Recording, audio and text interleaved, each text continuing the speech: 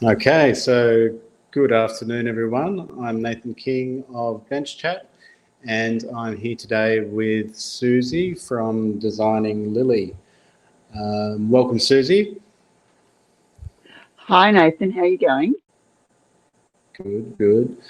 Susie and I met through an in-person event with Peter Keep of Jewelry Training Solutions, and that was a couple of years ago, and we've kept in contact through Facebook and Instagram and various social media. And Susie's been kind enough to join us today and tell us about her story.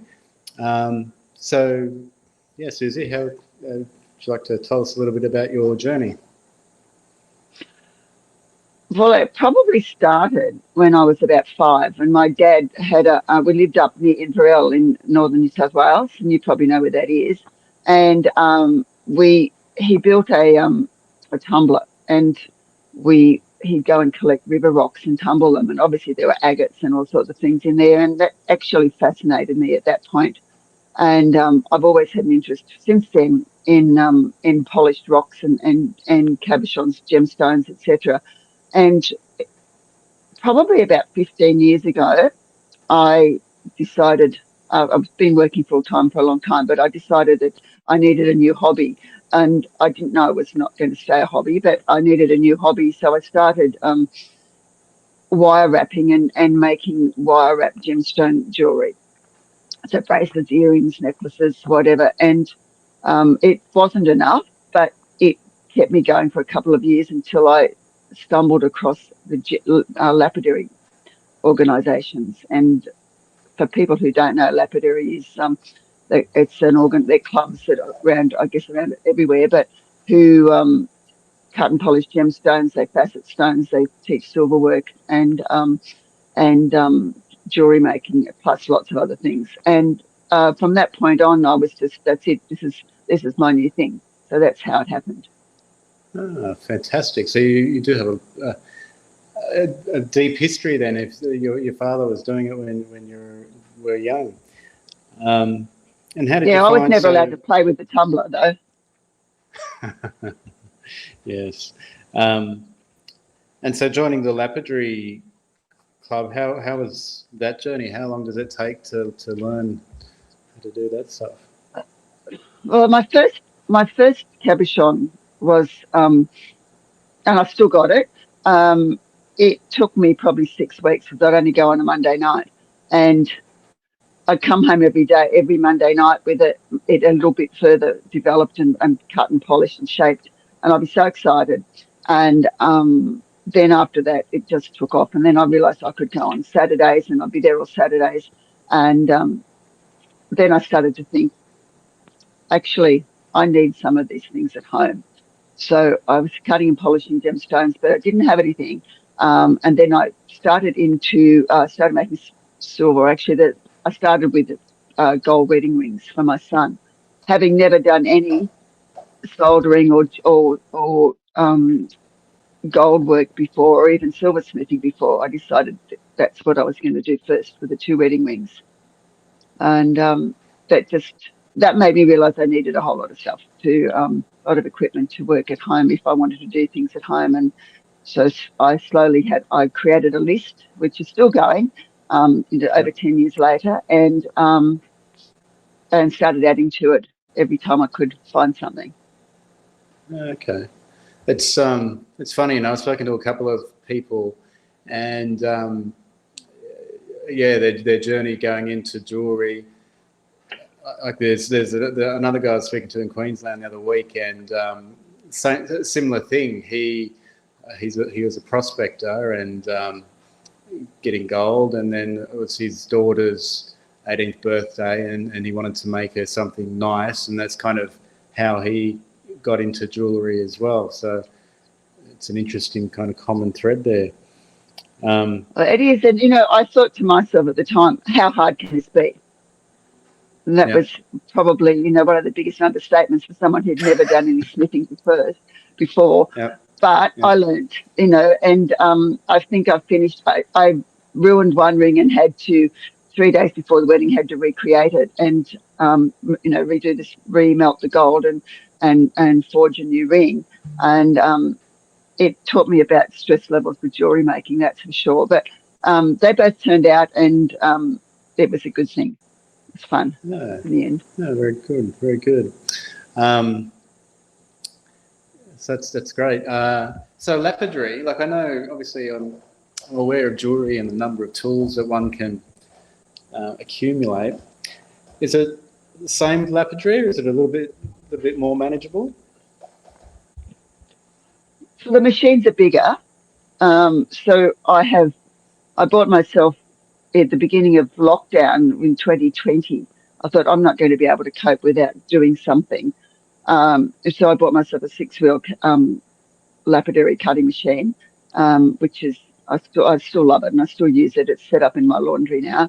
And then I bought myself a vertical flat lap so I could do different things, which works really well. So I've got the 6-inch wheels and machine, and I've got a flat lap. But I've got, you buy all the other pieces of equipment that go with it, like a dopping machine and your dopping station and your dop sticks, and then you have all the polishing bits and pieces that go with it as well, like you all your different grits and things if you want to polish something. So for a final stage, it's not as much, in my experience, equipment as setting up a silver or a goldsmithing studio, but it's still a lot of fun to go and buy the equipment, have it all there. Yeah, definitely. Shopping, it's good in the hobby space, isn't it? So you've learnt, I guess, lapidary through the club that you went to. I guess I can, on the jewelry side, I can relate in that, learning how to make jewelry by a video. Do you think the same is possible with lapidary, or do you really need that in-person guidance? I feel like it is possible. You're still going to need a machine though. It's like, and they're not, most of the cutting and polishing machines, they're not that cheap. So I guess in the scheme of things, a decent machine will cost you between $2,500 and maybe $5,000. And the vertical flat laps are about $1,500, maybe to $2,000. You can get cheaper ones, certainly, and it's the same with fastening machines, so you can buy cheaper ones as well. But I think you could actually find videos on YouTube and tutorials and do it, certainly. It's a lot easier to have someone helping you who can show you the different amounts of pressure to put on the stones to get the result you want. I think a lot of beginners go really hard and on the wheels, and that can help. Well, it actually wears the wheels out, but it can also put a lot of pressure on the motor. So, it's definitely doable. Yeah. Okay. Very good. Online. Yeah. Yeah. And so your journey with making jewelry then, so started with your son's gold wedding rings. Yes.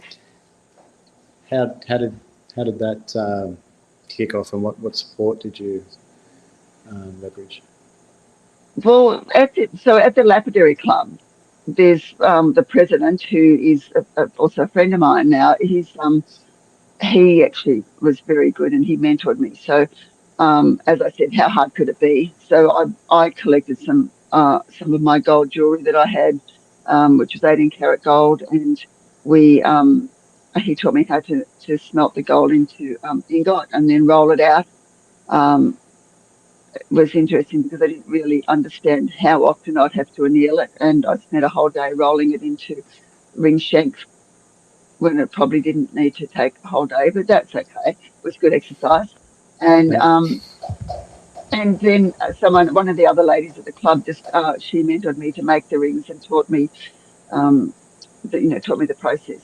And from that point on, that was it. I was making jewelry. That was all. I did actually probably say I picked the rocks for a little while and just focused on silver work. And I also then had to build my little studio at home, which started off with probably a little hand soldering torch, and then went to an Orca, and then from there to a Smith's little torch.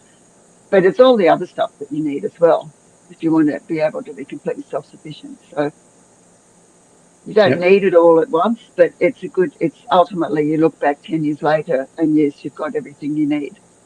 Yeah. But Yeah. you always still need more. You always still need more. Yeah. You do. Yeah. A couple of, well, 12 months ago when I started to buy some equipment because I was buying from overseas here, so from Durston in the UK. I thought buying more is better to save on the shipping. Yeah, so there's a lot of stuff sitting there that I haven't even used yet, but I'm sure I will one day. It's what happens. But if it's on the list, you need it. That's all I can say. If you write it on the list, at some stage you will need it. So yes, Yeah, I yeah, understand that. I still haven't used my um lost the word um the piece of equipment I just bought recently, and I bought it probably 8 months ago, and I still haven't used it. It's set up, ready to go, but I'll get there. And yeah. that's my jeweler's microscope, and I still haven't used it, but it's ready to go. I just have feel like sometimes you need the time to sit down and actually work on something like that, and I feel like I don't really have a lot of spare time to spend an afternoon just fine tuning it for myself. Yeah, yeah. But It it is set up, ready to go. yeah. They take a little bit to get used to as well. The microscopes.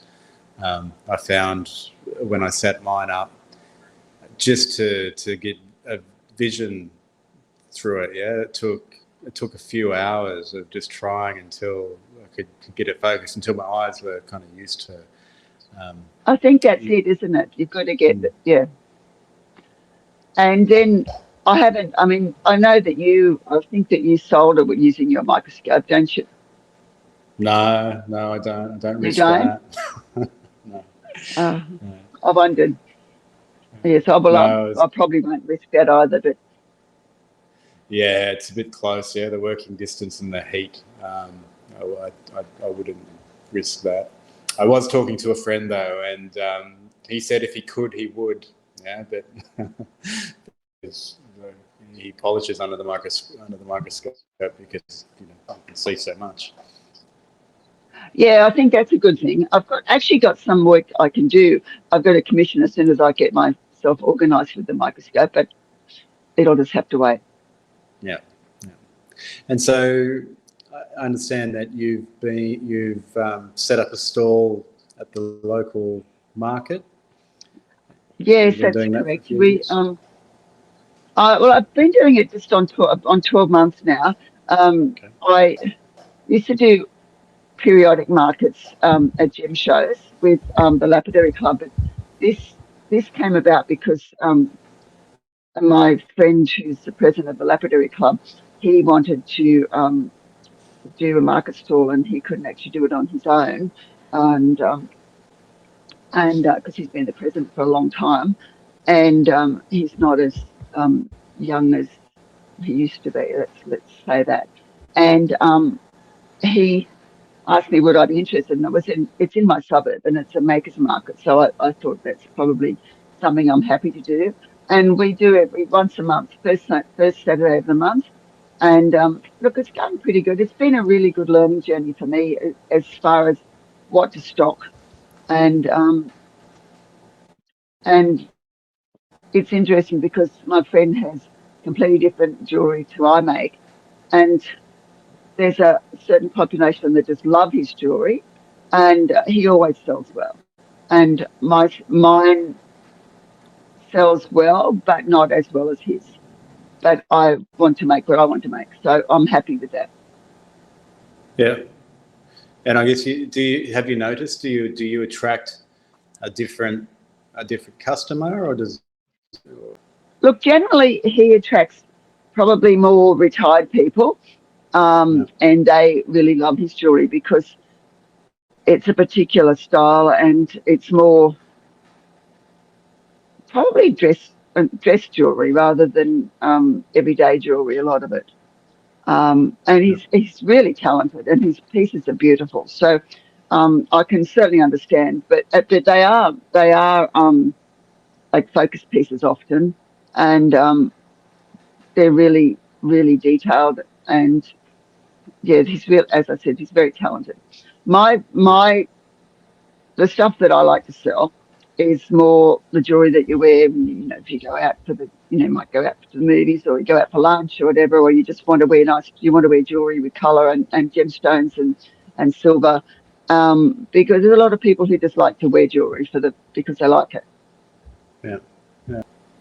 And so have you, I think when I was talking to you a few months ago, or soon after you started it, I think you mentioned that you're surprised that some pieces sold against other pieces. Like, so has there been much experimenting to see what the market likes?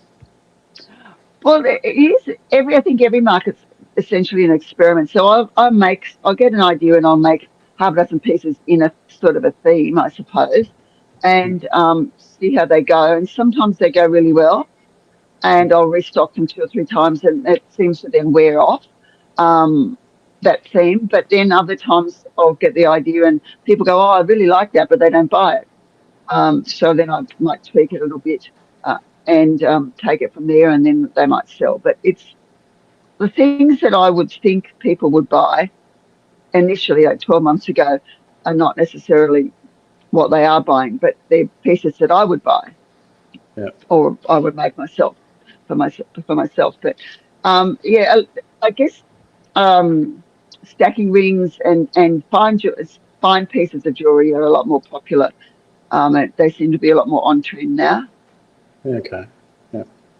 And they sell well. So I'm just going with that because I'm quite happy to make them, and I like making them. It's more I like to have a combination, but I like to focus on stones or pearls because they're the things that I want to sell. Yeah. Yeah. Okay. So in setting up stalls over the last 12 months with your partner, do you think that's really helped having a partner, having someone that relies on you to also to turn up to Look, to yeah, do that? definitely. It has made a big difference to me. It has kept me going to the markets, even on a rainy day. My friend, he's quite happy too. He's retired, and he's just recently lost his partner, his wife, 12 months ago, which it's good for him because we can get out and we can have a chat. And one of the things that helps me as much is that when we're just sitting around and it's quiet, we talk about jewelry making and obviously because that's both our passion. And he gives me some really good hints and really good tips. So I'm getting sort of kind of mentored at the same time. And it's really good from that perspective. And I can always ask questions, or I say, "Oh, I was doing this the other day and it just wouldn't work." And he goes, "Oh, have you tried this, or maybe try that?" And it's great because I wouldn't necessarily think to ask somebody. I'd just sort of try and work it out. But if in a conversation that's more of a casual conversation, yeah, it's good. Yeah. It's definitely great. working for both of us. Yeah. Yeah. Yeah. So it's something you're going to continue with over the next or the foreseeable future? I'll keep going. I'll keep doing this market until he doesn't want to do it anymore. And then look, maybe I'll even continue. It's literally 5 minutes from my place. 10 minutes walk, but I wouldn't walk with all my stock and my gazebo, etc. But 5 minutes to drive and park the car and then set up. Pack down's pretty quick. Set up takes me a long time. But half of that's my own fault. So because I keep forgetting to put each of my necklaces into separate bags, and at the end of the market, I'm just keen to get out and unpack, and I'll put them all in a bag, and then I have to spend half an hour to 40 minutes untangling them. So this weekend, my goal is I have the bags. This weekend, my goal is to sit there and put them all in the bags after yesterday's market, so that next time it's easy to get them out. Yes, it's the little things, isn't it, Susie? So that feels like a little thing, but it can take me 40 minutes some days to untangle 30 or 30 necklaces, and it's probably should be therapeutic. And I'm just looking at it that way. So, Susie, in speaking to you over the last couple of years, you definitely seem passionate both about lapidary and making jewelry. How do you balance those passions? Probably the smithing work. So I've mostly done silver work, but I do some gold. Well, I've been doing it really ever since I started, on and off. But so it's smithing work to me. I think that's probably my passion, and improving that. The the lapidary, the cutting and polishing of the gemstones is really enjoyable. But if I spend all my time doing that, I wouldn't have time to make jewelry. So I actually really like getting a nice piece of something, might be turquoise, could be anything, doesn't really matter, and making it either a standard shape or a color which is calibrated, or a freeform shape, and then designing a piece of jewelry to go around that. And for me, that's extremely satisfying. So it's nice to do the both together, because I like to be able to give the piece of jewelry a story. So, from provenance to creation, really. I remember talking with you, and you visit quite a few gemstone shows and things around the area. I do. I've just come back from the Lismore Gem Fest a couple of weekends ago, and from Sydney to Lismore is essentially an 8-hour drive. So I drove up on Friday, got up at 4 o'clock and drove up on Friday morning. Went to the show all day Saturday, and then drove home on Sunday. And it seems rather intense, but it was one of the best shows I've ever been to. I loved it. It took me. There's so many stalls. It's in Lismore Showground. It was fabulous. They had shuttle buses in because there were thousands of people there. But it took me 4 hours to get around all the cellars. Right. And that's actually not looking at every cellar, but that's going into all the places selling rocks, and gemstone rough, etc., and looking at what they've got, and then deciding what I wanted, and then going back. Spent a bit of time with the opal guy and bought some opals, bought some nice pieces, as well, of other semi-precious gemstones. So my next plan for those is actually to start cutting and polishing them as well. But yeah, there's a couple of big ones, and then all of the others, they're good to go to, and they're fun to go to. So I wouldn't want to say that they're not. But Gemfest really took the cake for me, and that was my first visit to it. I've been saying for years, I'm going to go, but it seems a lot to drive 8 hours for one day. Although now I've done it, I'll do it again next year. It's a whole range of things. So you've got tool sellers. The local lapidary club have their own section, and they were displaying stuff, their pieces, and then their techniques, and demonstrating different techniques as well. But then we've got all the tools. Then you've got the opal sellers, and then you go and you look at all of the. There's other opal sellers. There's bolder opal sellers, and there's all sorts of different gemstone rough sellers. So they will have their own store, and many of them. It looks to me like many of them actually is what they do. They travel around and go to shows and sell, and that's what they do, which is pretty cool. And if our industry can support that, I think it's fabulous. But they don't. There weren't a lot of faceted places. The faceted places are the standard ones, like I think it's LA Gems, and there was another one that I bought from online as well. So they were there, but most of it's for lapidary, I guess. There were a lot of people selling their own jewelry there. There was a guy there, geodes from Mexico and Brazil, and he had a cracking machine. You could crack them open and see the geode inside. That's a novelty, but it was fun to watch. Yeah, okay. I think I saw you post that on Facebook stories. Yeah, I did. And to be honest, that was probably, it's like getting fairy floss or a Kinder Surprise, except it's for a jeweler or a gemstone person. It is pretty amazing, isn't it? Yeah. Yeah.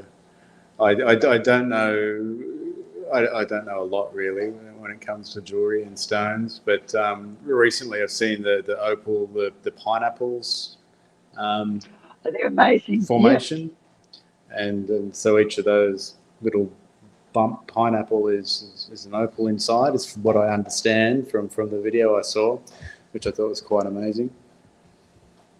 Yeah. Look, opal is a beautiful stone, and it's a lucky dip itself, because if you're buying opal rough, you don't know what you're going to get, and you might think you get a really good piece, and then as you're polishing it, doesn't the color bar's really thin, or there's a little bit of sand somewhere, and it's a little bit disappointing. But you can always make something out of it, even if it's a tiny stone. And then sometimes you get really lucky and you get some beautiful pieces that didn't cost you very much, maybe $80 or $100 or $200, and you end up with a beautiful piece of um, opal. So it's, but it's fun. It's a lot of fun.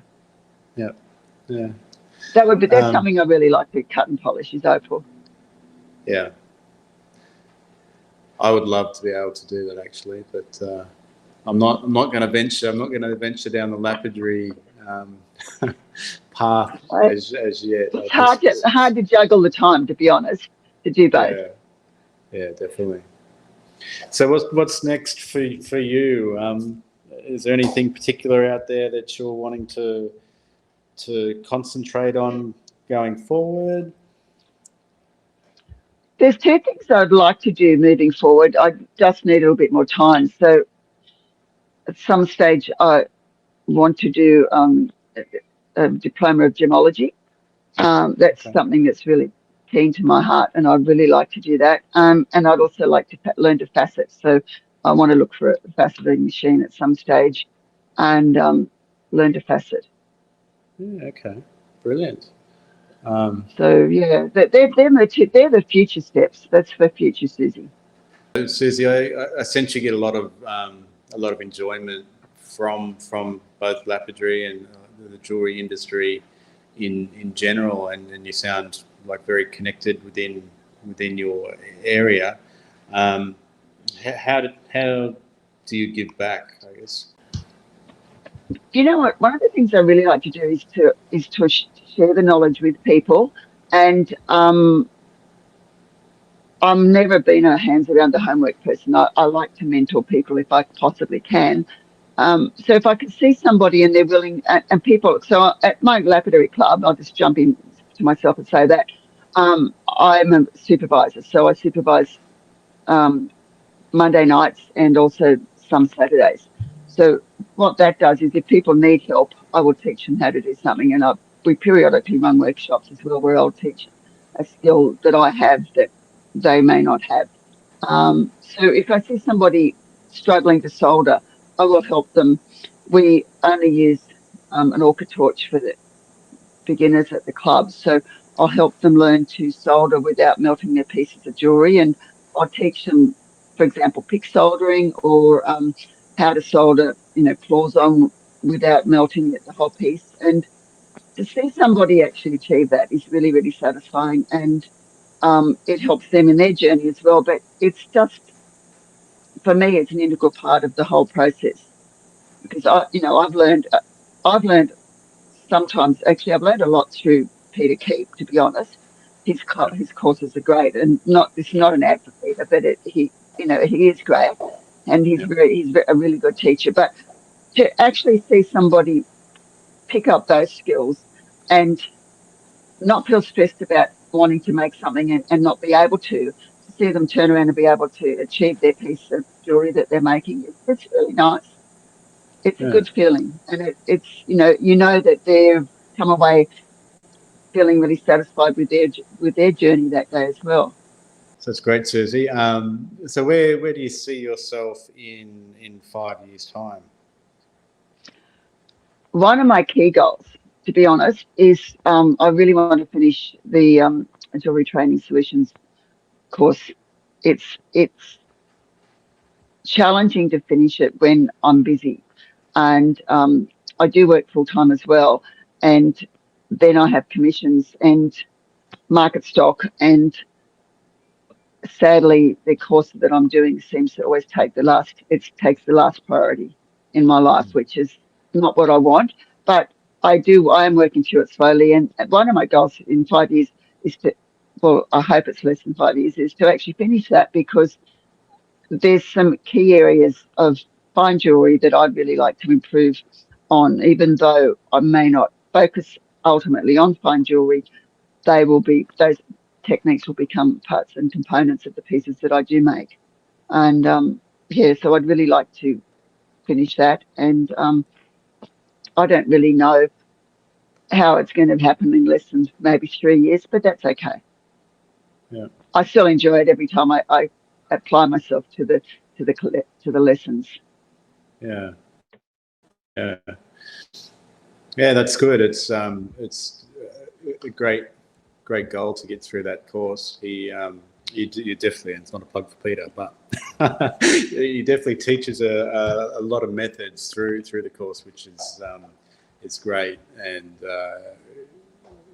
there's 3 or 4 ways of attacking any problem. So to know what those methods might be, which you do learn during the course, it helps, obviously. 100%. And I also like the fact that he's very genuine. So if he makes a mistake, he doesn't always just not film that. He'll put that in and show you that, every jewellers make mistakes. Yeah. Yeah. And often he'll give you the methodology to change it or fix it. And that's one of the things that my president of the club, Ainsley, who's my friend, always says to me: if you make a mistake, just change it, make it something else. Yeah. And I think that's, we get so set in what we want to do that it has to be this, but it doesn't have to be that. It can be anything. If we're making a mistake, we can change it. Yeah. Yeah.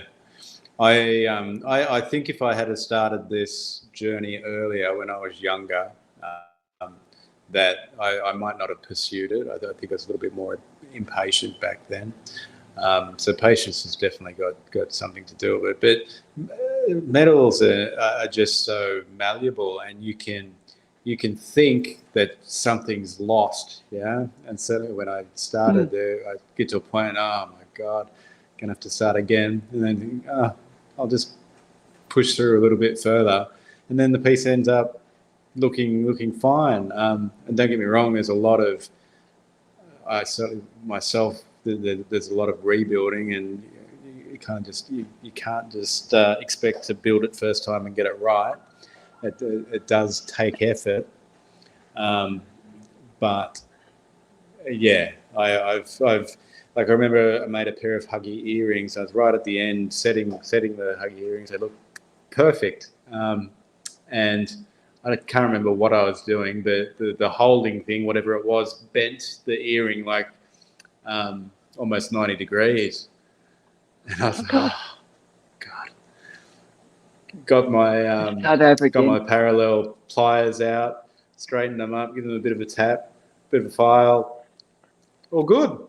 So, yeah. That's it. It's brilliant. I think that, that I always say to myself, if I can't bend something or I'm trying to do something, I like to think of metal, and it probably sounds a bit weird, but being a hard liquid.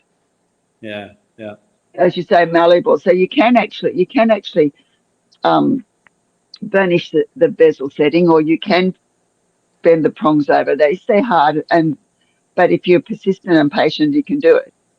Yeah, yeah.